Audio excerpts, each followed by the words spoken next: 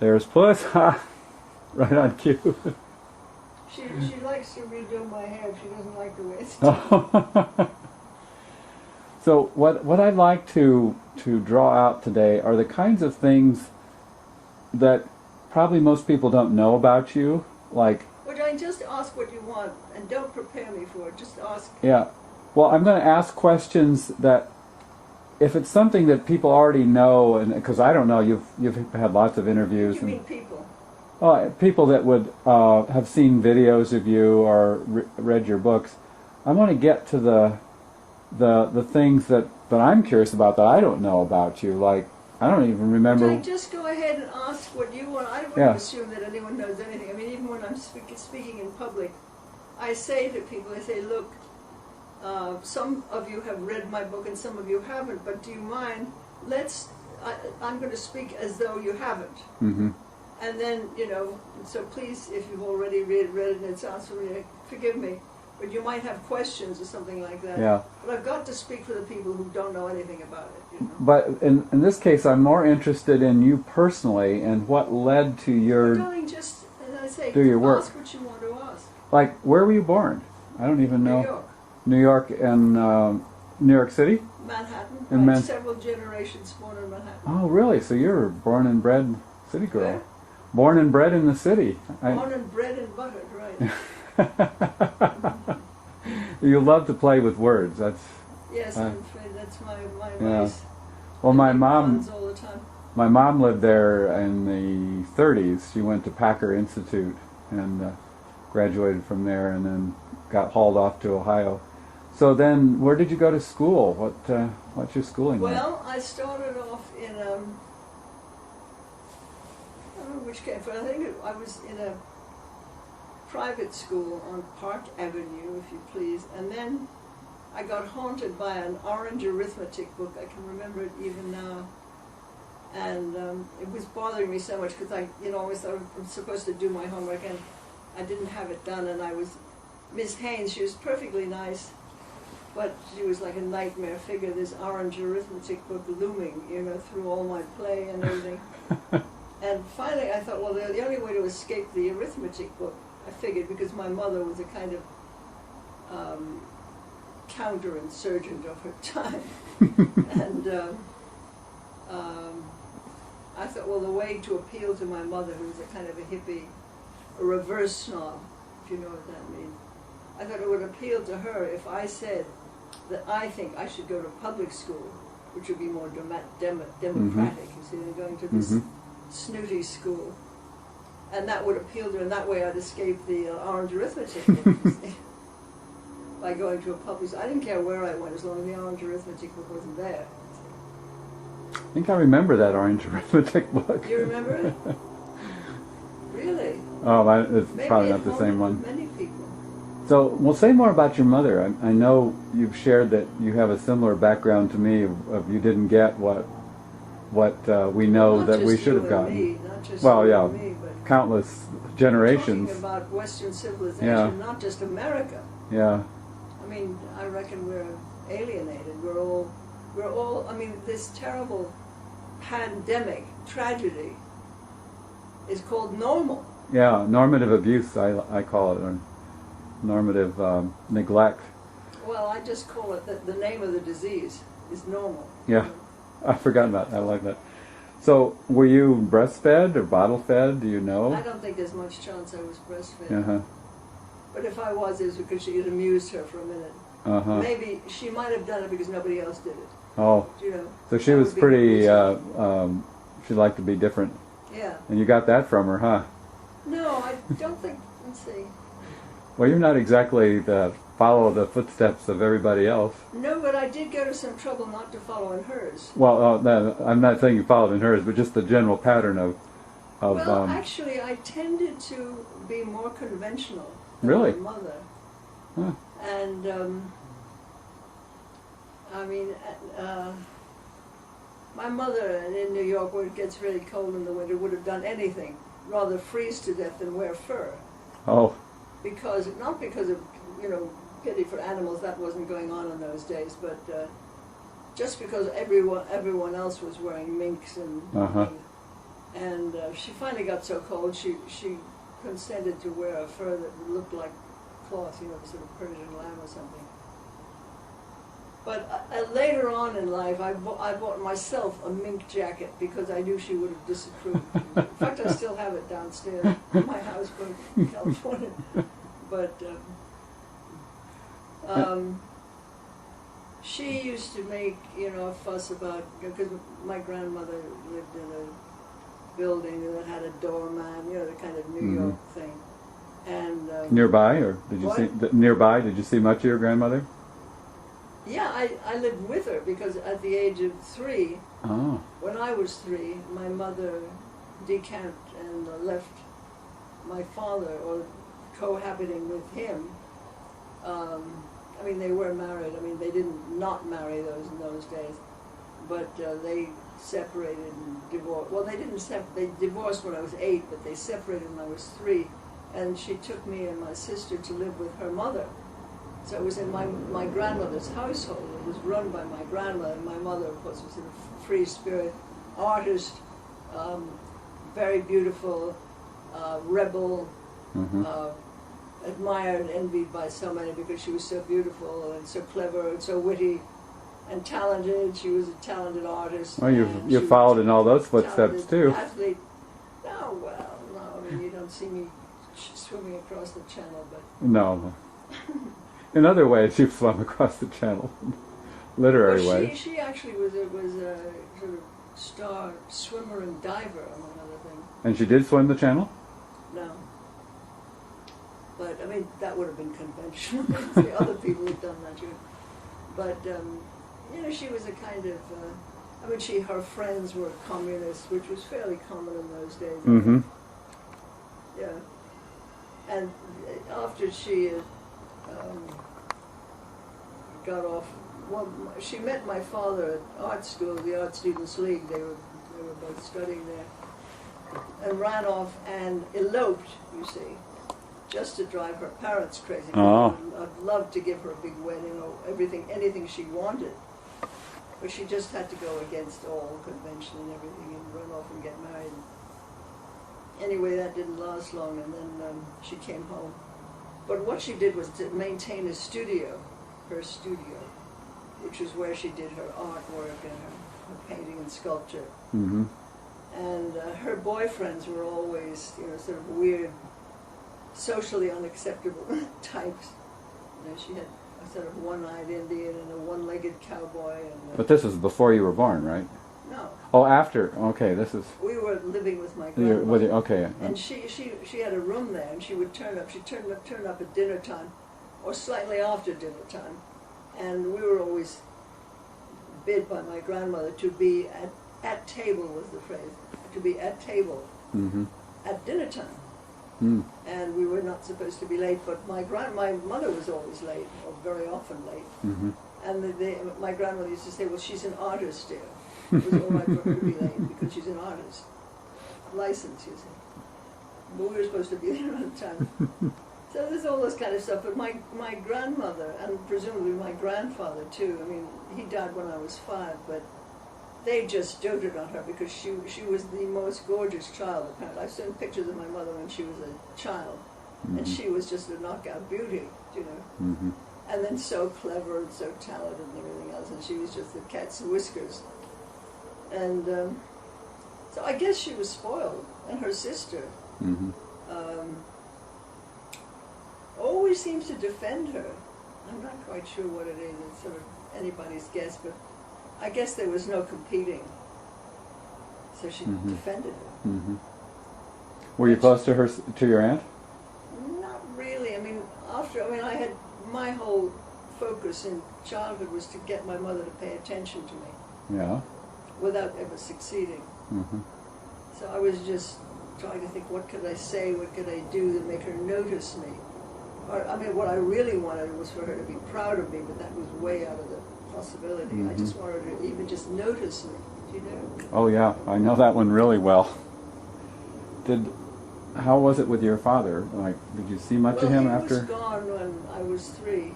And did you have any contact after that? Well, he was boring. He was boring as hell. He was a religious fanatic. Mm. And when my sister got diphtheria, he was a Christian Scientist. Mm-hmm. And when she got diphtheria, which is really dangerous, he wouldn't call a doctor. Mm. So my grandmother, who was in fact a great lady, and I didn't appreciate what a really deeply great lady she was until Mm-hmm. later, because I thought everyone was like that. Mm-hmm. But afterwards I found that she's a really exceptionally, signorile is the Italian word for a lady who was very much a lady, you know, Mm-hmm. deeply a lady, you know, with generosity and with goodness and qualities that, you know, of the best kind of ladylikeness and all that. But anyway, when my sister was apparently appeared to be dying of diphtheria, and my father refused to call a doctor, she said, Jim, you know, if you don't call a doctor, that little girl's going to die. And he said, well, if you call a doctor and she dies, it'll be your fault. At which my grandmother said, fine, call the doctor and just saved her life. Mm.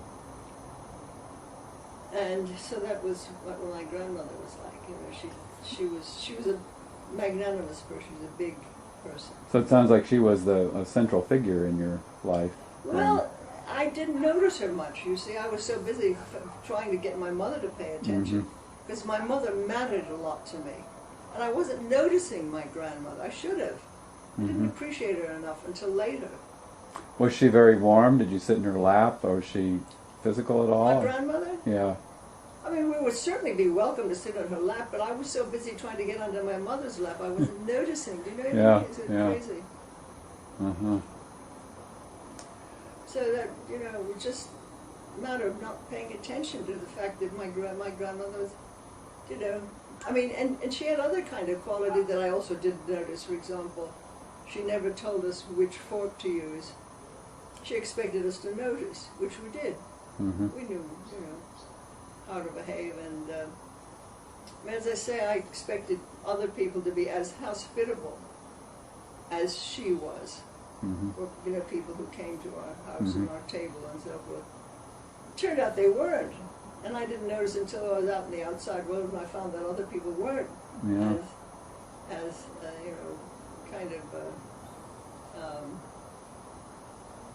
magnanimous and you know, she trusted us. She didn't sort of say, even when I was older and had boyfriends, she never said, oh, don't do, as though she was suspecting me to do something naughty. I even used to close myself in my bedroom with a boyfriend. And she never questioned having the door closed. Just feeling quite accurately that I was going to be my own monitor and I was not going to do anything unsuitable, which I didn't. And did you appreciate that she trusted you in that way, or was that not? I didn't particularly notice. I didn't appreciate her so much. I mean, an afterthought, I realize how rare that is, that people are not suspicious of their children being kind of evil. And, no, she, you know, in fact, my mother used to complain that I was too prissy, as she called it. In other words, I was too puritanical, too goody-goody, you know. But I was always very, I guess what I thought it was sort of idealistic. I was always trying to do what I felt was the highest good, whatever it occurred to me. You know, the good girls do this and good girls do that.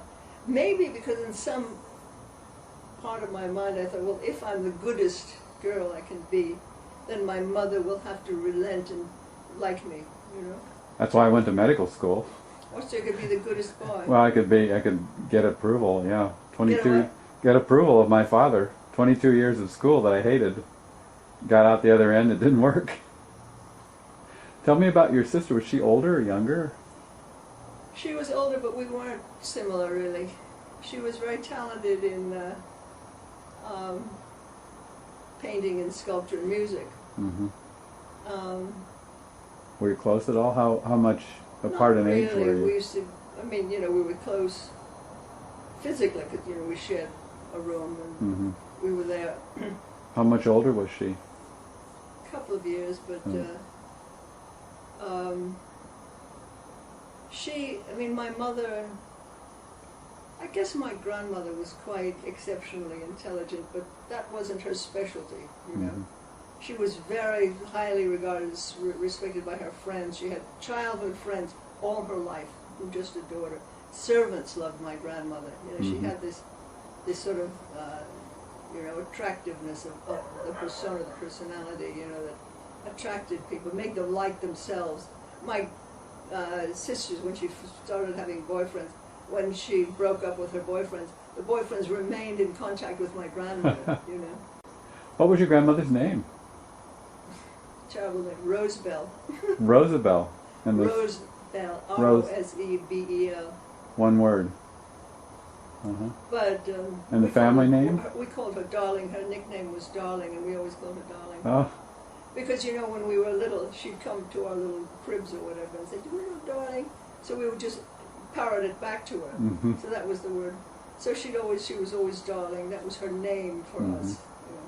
What was her family name? Your Stiebel. Stiebel? Stiebel. It's German? German Jewish. Uh-huh.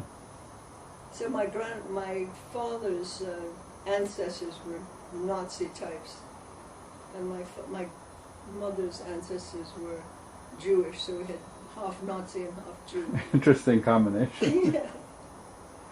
Yeah. So, and what was your mother's name? Helen. Helen Stiebel, and then she took the name Liedloff, and that's where you got Liedloff. That's the German. Well, that's my father's name. Yeah. Mm-hmm. And so then you were at this school on Park Avenue, and did you escape that? Were you able to get away from the orange arithmetic? Yeah, I went to the public school. You did do that, okay. Yeah. At what age? I think it was about 8. Mm-hmm. I know I was in school in Park Avenue at 8, so maybe at 9 Uh-huh. when I got to the public school. And then, did you go on to high school there, or what? Oh gosh.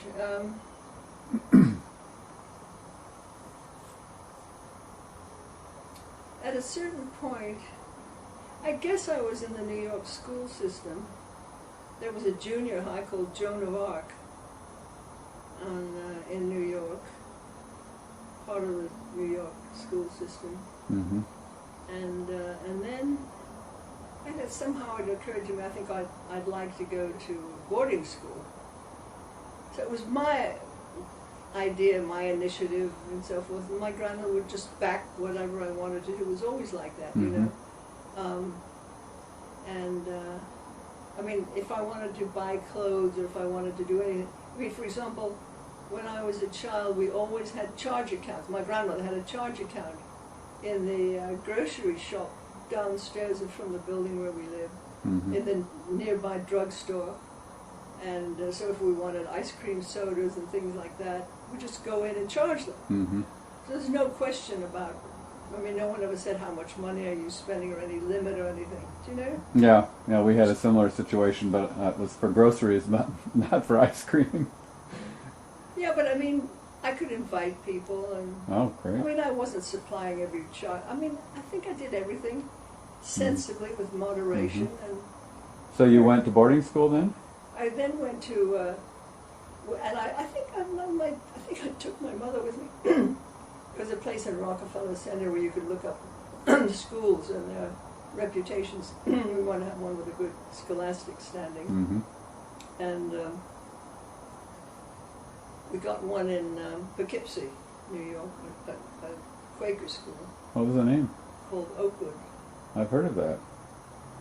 Well, I don't recommend it. So how was it for They you? traumatized me. Oh, Well, I mean, I went there, and yeah, it was a school. And, was it co-ed or girls? I think it was co-ed. Yeah. But yeah, at a certain point, they had this assignment where you had to do something called an English project, which is a sort of a special thing you're supposed to do Mm-hmm. at the end of the term. your own special effort. And you could do write a story or a poem or make a Shakespearean stage set, which seemed rather irrelevant, but anyway, do these different things. And it had to be handed in on a certain day. And of course, as usual, I hadn't done mine, and at the time was getting shorter and shorter. And I was getting sort of anxious to have it done. So I think it was like Friday, and it had to be handed in on Monday, and I hadn't done it. I thought, well, the thing I can do that's smallest, that I can get away with, that's shortest, right, is a poem, you know? Mm-hmm. I mean, a poem is equal to a story, but it's smaller, right? Mm-hmm. So I decided to write a poem, and I'd never written a poem before. Well, I had written one that was no, I hadn't. Anyway, so I wrote this thing called The Year, right? Mm. And it had 12 parts. One was called January, one was called February, and so on. 12 poems, made up of 4 sort of quatrains, or whatever you call them, you know, Mm-hmm. each. Couldn't have been simpler, the form, you know, with, I think, a certain amount of rhyming in it. Anyway, so that's what I decided to do. So, you know, I started writing on Friday night or Saturday morning and handed it in on Monday. Next thing I knew, I guess it was the English teacher to whom I had handed it in, who said, I don't know whether she sent me down to the headmaster's office or whether she said she didn't believe that I had written it or what. But anyway, she sent me to the headmaster. She said, we don't believe you have written this yourself. We don't even believe you could understand it, let alone. I was 14, right? Mm. So,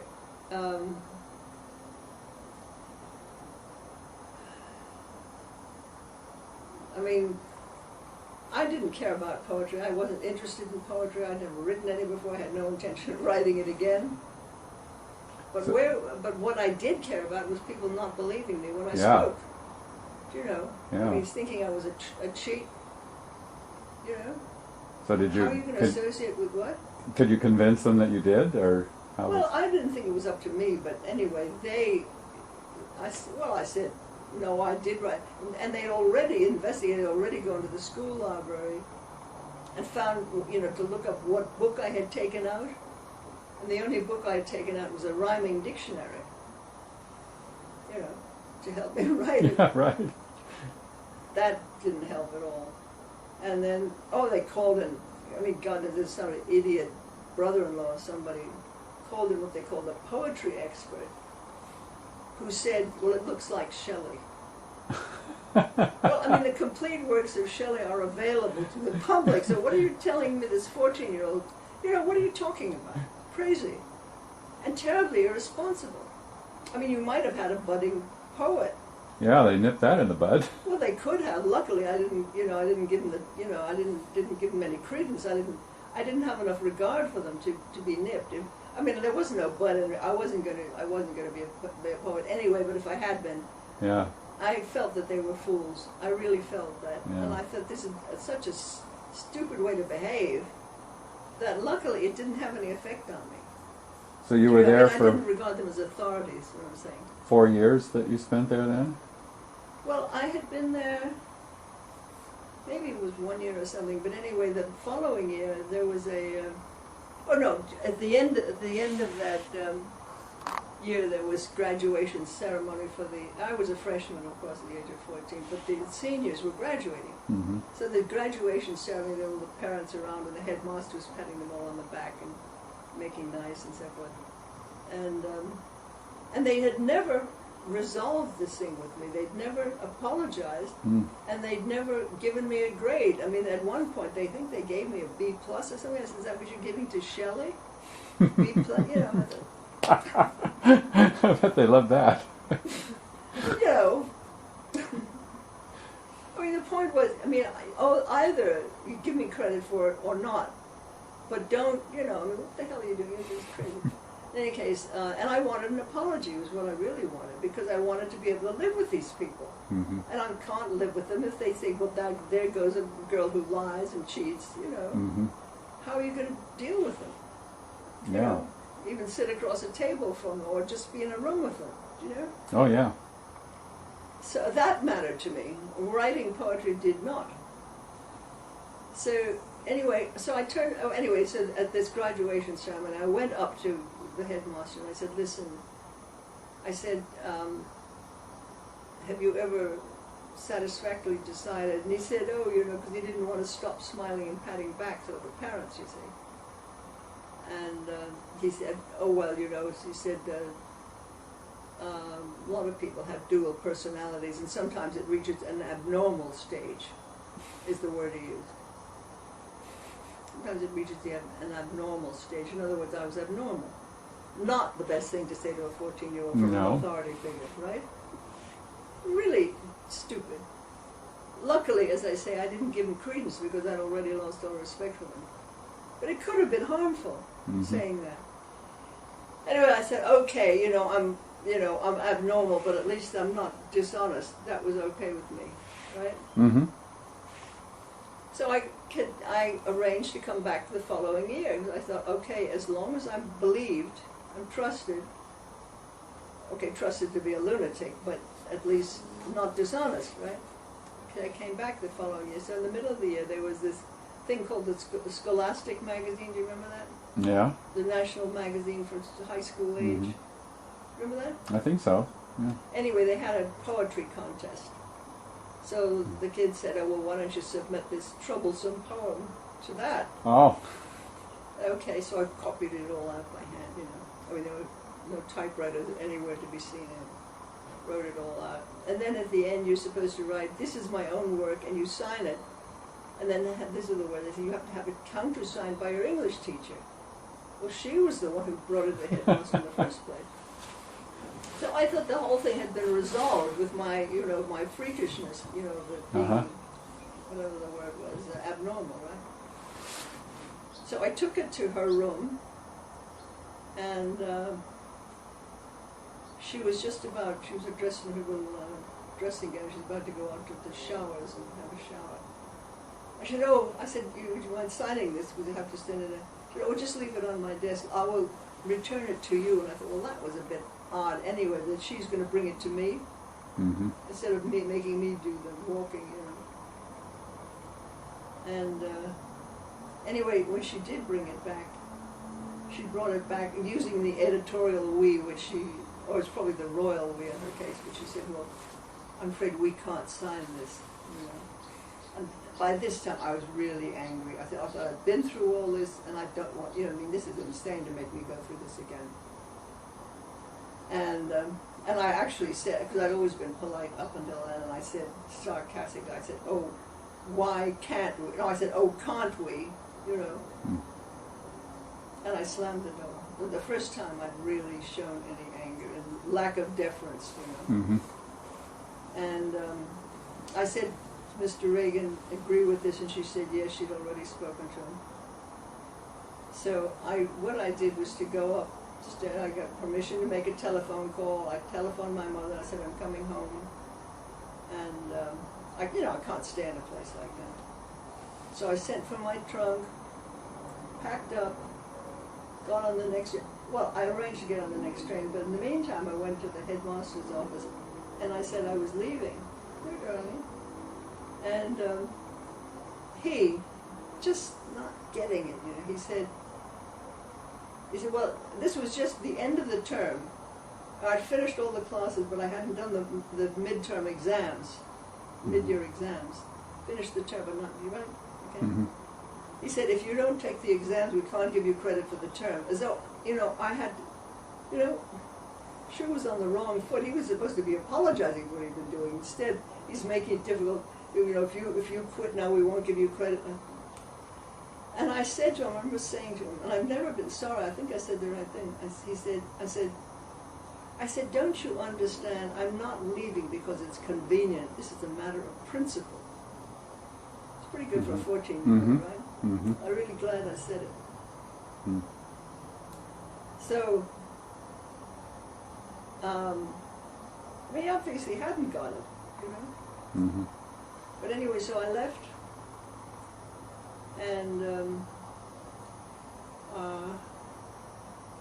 oh, actually, there was a wonderful line I could have sent to, but my grandmother thought of it for me to send to him.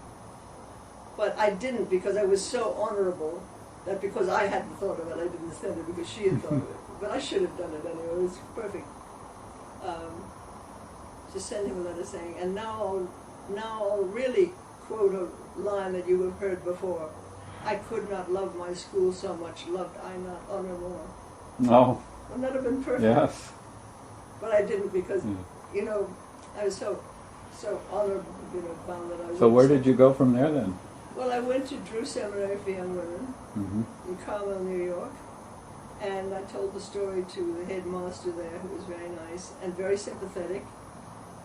And he said he would give me credit for the term because I had done it, and I hadn't taken the exams, but I had done the classes, and so he was very, helpful and so on. And finished up there, and. Did you ever send the poem in with their signature? Or? No. This was in the early 50s? What? This was in the early 50s? We never count time. Everything was in the eternal present in my Oh, life. okay. And then you graduated from Drew.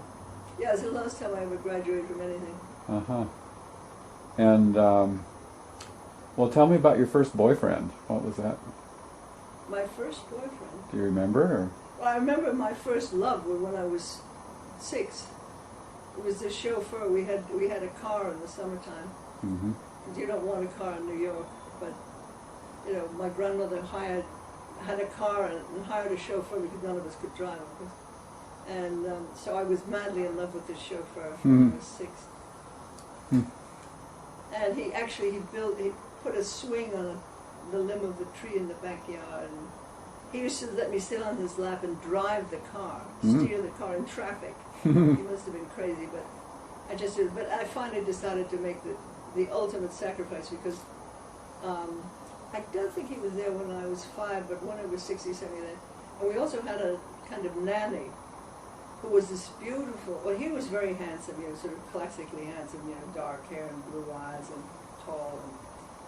And we had this wonderful nanny who was named Josephine, and she had blonde hair and pink cheeks and blue eyes, and she was just gorgeous. And she was so nice, and all the sort of loving, sweet, patient things that my mother wasn't, Mm-hmm. And so I decided to make the ultimate sacrifice, and I decided to play Cupid for them. Oh. And it worked. And, I sort of made up, I said, she's going to be out there, and she'll be walking in the moonlight after she's put us to bed, and then he would be out there walking. And then I would watch to see whether they met and we would met.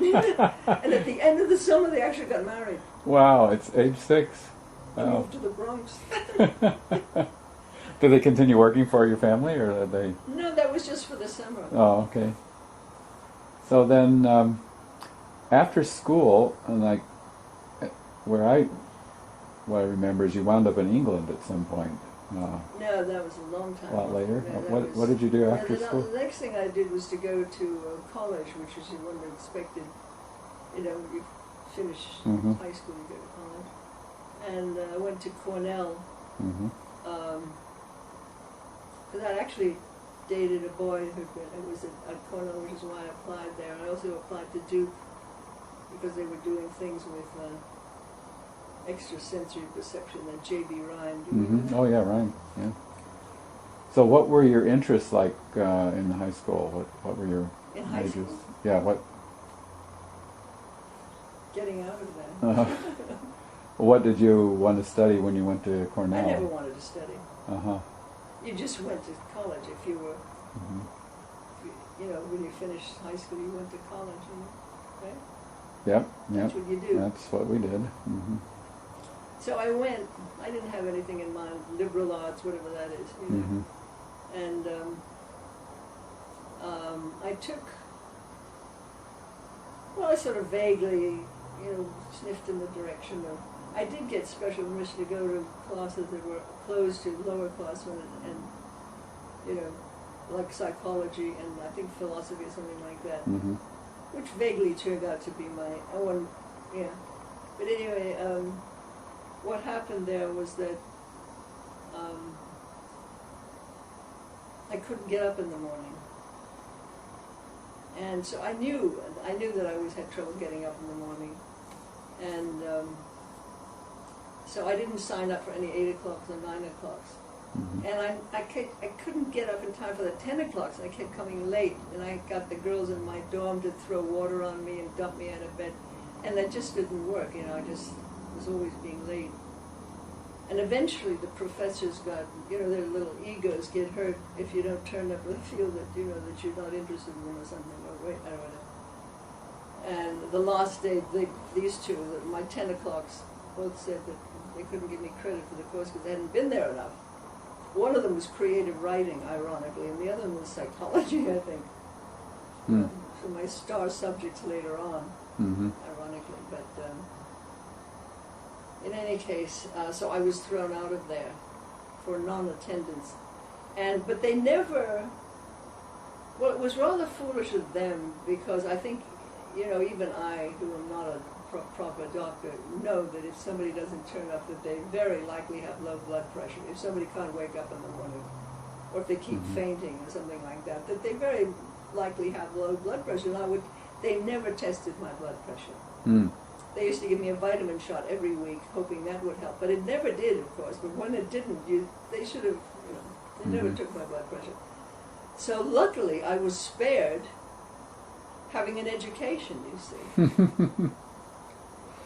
You see, and my mind was liberated from the academic burden, you see, Mhm. of being told what other people thought I should think, you see, Yeah. whatever an education is called.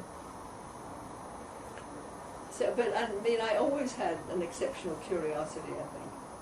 I think it's safe to say my curiosity was more than normal. Mm-hmm. And because of that, I was always paying attention to things.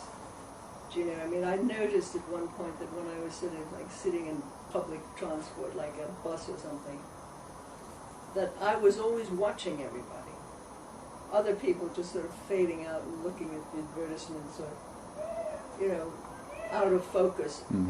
And I noticed at a certain point that I was always, I mean, this was after doing it for years that I hadn't noticed it, that I was always watching everything and everybody.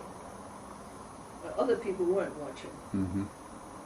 So after Cornell, what did you do? Well, I didn't finish Cornell. I only lasted 1 year, then they threw Mhm. me out. Well, But- then I went to a little sort of flea-bitten college in Florida that took people who were thrown out of better institutions, you see. What was that? Well, there was one Russian writing teacher who was quite nice. He was sort of big, furry, fuzzy hair, Mm-hmm. I don't know what his name was, but he was quite keen. He cared about writing, which is a nice thing to see. But What was the school? Florida Southern College, but there's nothing in particular. And where was that? What? In Lakeland. Mm-hmm. Florida must have been a big change for you, being a New York girl. How was that? Well, it was sunnier. Which is, I mean, I thought Florida, might as well lie around, and it sounded a bit more glamorous than it was. But it wasn't interesting. I mean, this is a very second, third-rate place. Mm-hmm. How long were you there? I think 1 year or half a year or something, Mhm. not very long. And in fact, they were so unsophisticated, and I was more sophisticated than they were, having come from New York, Mm-hmm. that the professors seemed to spend more time asking me to answer their questions, And then was that it for and then school? I had one distinguishing moment there, where all the boys in the college got together, a big bull session, I think it was called, and they wanted to vote on who was the girl, who was the co-ed they would most like to share a single bed with, right? And I mean, of all these sort of buxom, swishy-hipped girls, of all, me, the skinny bones, they decided on me, which I thought was quite amazing. Well, also, and then once they decided it was I, that they would most like to share this thing with me, they said, and least likely to. oh, Yeah, because so what that was, what I was sending out, what kind of raise I was sending out, and whatever it was. well, were you dating at that point, or what was your social life like? Nobody I can remember. Mm-hmm. Well, I'd had dates since I was 14, you know, this one or that one, nothing. No serious relationship. What? No, nothing serious, going steady or anything like that.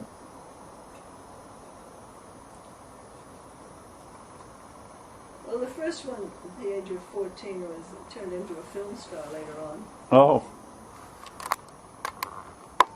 Actually, he was the star of a television series called Adventures in Paris. No, wait a minute.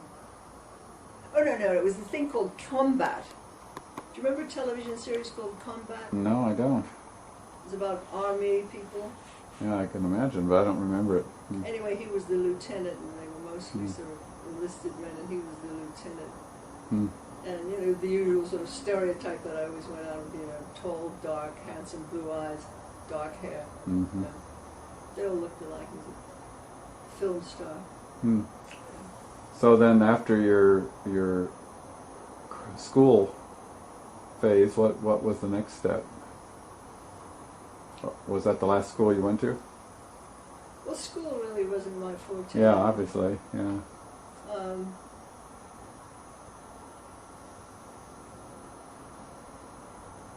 Oh yeah, no, I went to one more school. You know, in this sort of feeble gesture, looking as though I was doing something college-like. Uh-huh. I went to the new school in Oh, yeah. New York. Uh-huh. And, I know what I took. I took Freudian dreams or something like that. Mm-hmm. About Freudian. And then did you go out in the workforce, or how? What? Work? No. After new college, what did you do? Well, I did a couple of times make little gestures about employment, but I wasn't in favor of it. Now, at one point, I don't know whether it was more or less, I wasn't serious about it, but I thought I'd have a look at working in an advertising agency. I don't know whether it was more as an anthropologist or as I don't know what. I mean, I certainly didn't think I was going to be serious about writing advertising. Mm-hmm. I mean, I was modeling it too since the age of 16, which is a way of making a little money. Mm-hmm. Because I was all bones and cheekbones and, you know, other bones. And so, you know, I fit the picture. And so I was modeling mostly for Vogue, Harper's Bazaar, Good Housekeeping, and Ladies' Home Journal. And also for not just photographers but artists, you know, especially Rene Boucher, who was quite interesting. He was the fashion artist at the time. Mm-hmm. And in fact, I had a wonderful painting he did of me and my pet monkey at one point. I wish I hadn't lost it. Do you have any of the model ads or anything? Everything's gone. Oh. Any of that. What companies, what sort of things were you modeling? What? What sort of things were you modeling? Just, you know, fashion. Any dresses, bathing suits, the whole works, or? I don't remember doing any bathing. I was pretty bony, you know, bathing suit, but just fashion, you know, whatever. Mm-hmm. But I remember being quite amused by the whole fashion world. There was this, she's still very famous, what's her name?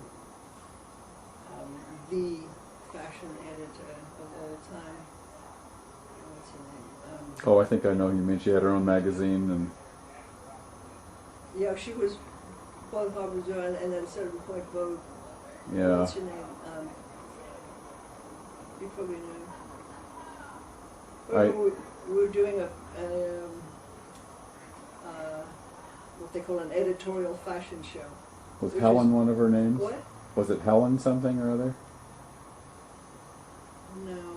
I'm not sure. So how long did you last in the fashion world? Was that? Well, I mean, I wasn't really in it. I mean, I was doing it, and I was making a little money here and there. And then when I went to Europe, I did it again in Paris, and No, I think I might have done it in Italy a bit, I'm not quite sure. Mm-hmm. But it was what I call a racket. In other words, it was a way of getting money without selling my time. Mm-hmm. Because, you know, people would ring up, the agency would ring up and say, you know, go there from 10 to 2 or something like that, or for half a day or 2 days or something. And your time was your own, and they'd pay you quite well by the hour. Mm-hmm. So that was nice. And also, you know, this crazy world, what's the name of that? She's sort of the prototype. Something Gurley? Is her middle name Gurley? No. You're thinking Helen Gurley Brown, but... Yeah, that's what I was thinking of. Oh, gosh. Anyway, but...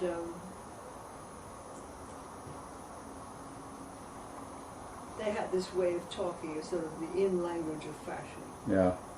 And I remember at one point we had this fashion, it was called an editorial fashion show, and it was only for the editors and the dresses for the next season, you see. So the models would come in and show, you know, the suggested fashions for the next season, the coming up season. Then they would decide, well, we like this and we don't like this, and so on and so on. You know. So I remember, you know, the language that so amused me, you know. And this lady said, now this little dress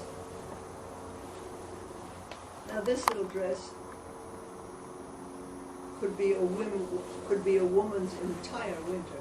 Mm. I've only got 7 minutes of tape left. I just realized, and I wanted to we're not really doing anything very interesting, are we? Well, no, it's fascinating, and I just want to make sure I cover, like, how you got to England, and then how you got to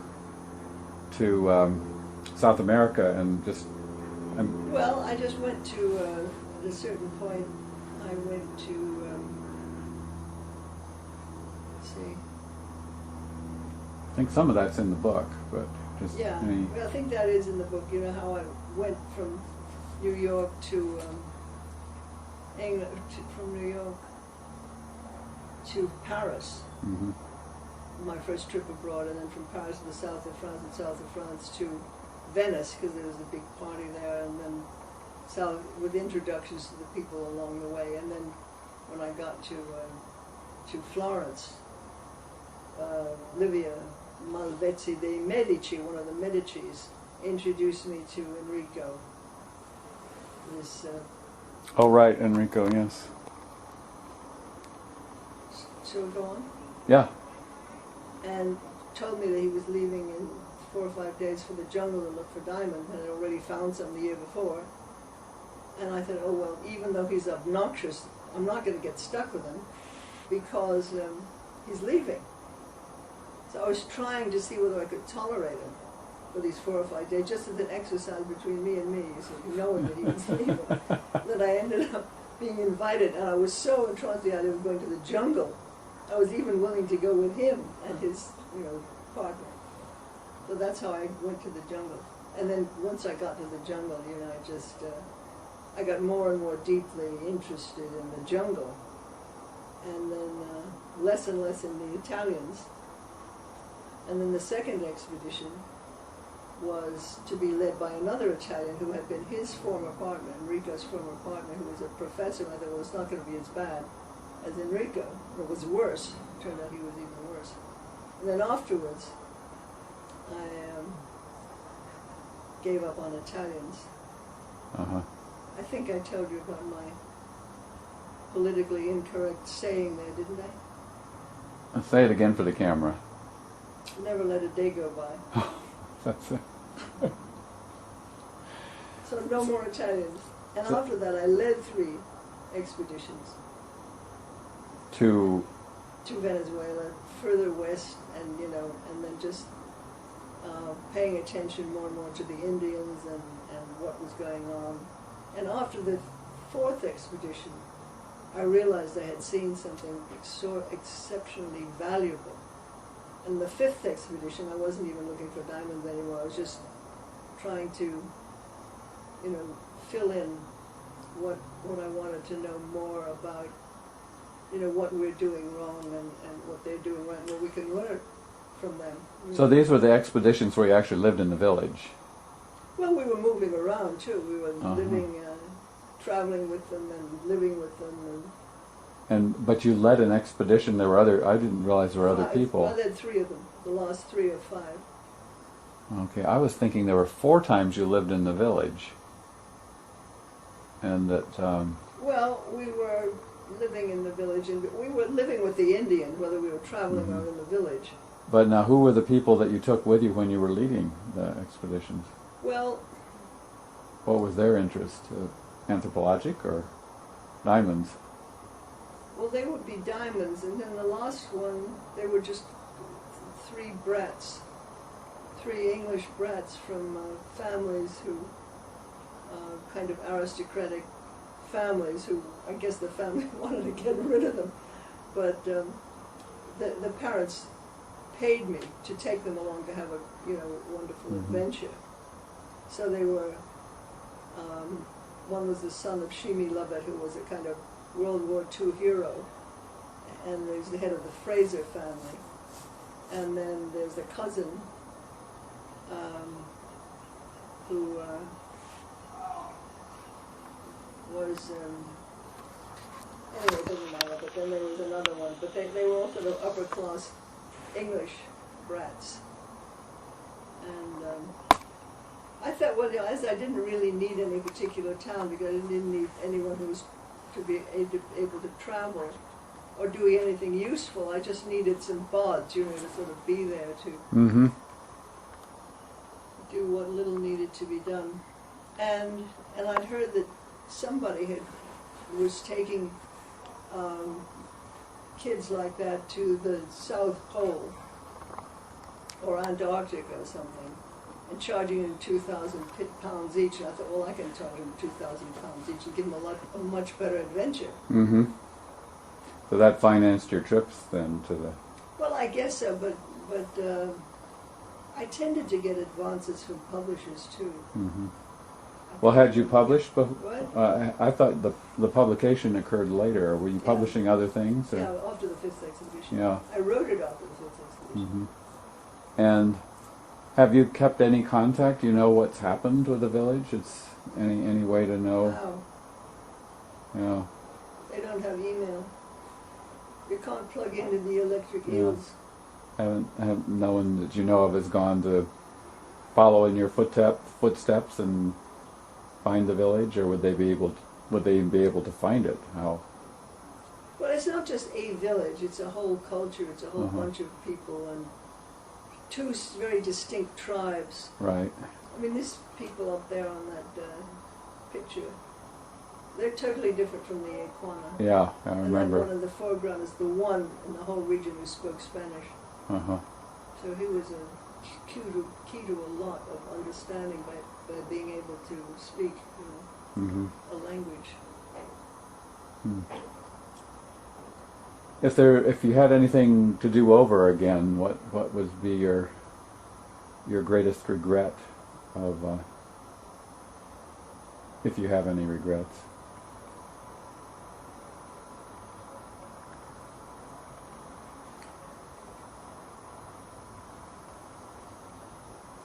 Well, I never think I'm doing enough. Oh, you got that one too. What? I know that one real well. Yeah. We're a lot alike. I mean, I think I was incredibly lucky to happen into this place. I mean, just to be a New York kid who blunders into a place where they're going to look for diamonds in the jungle, and I go to the jungle and I realize I'm in the Stone Age. I said, wow, I'm in the Stone Age. Eventually it got through my skull that I was in the Stone Age. With no editing and with no anything. I'm just in the Stone Age, like Alice in Wonderland. And I'm free to look around, to see, to not see, and to just be there and to get it, And then when I got it, what it was, to be this incredibly valuable thing, and then I realized bit by bit as it sinks through my thick skull that I have something of such value to come back to give to my people, my sick tribesmen, my alienated, Western civilized, brothers and sisters who are all nothing like what we're evolved to be. Mm-hmm. And I've got this gift to give. I mean, imagine what a blessing it is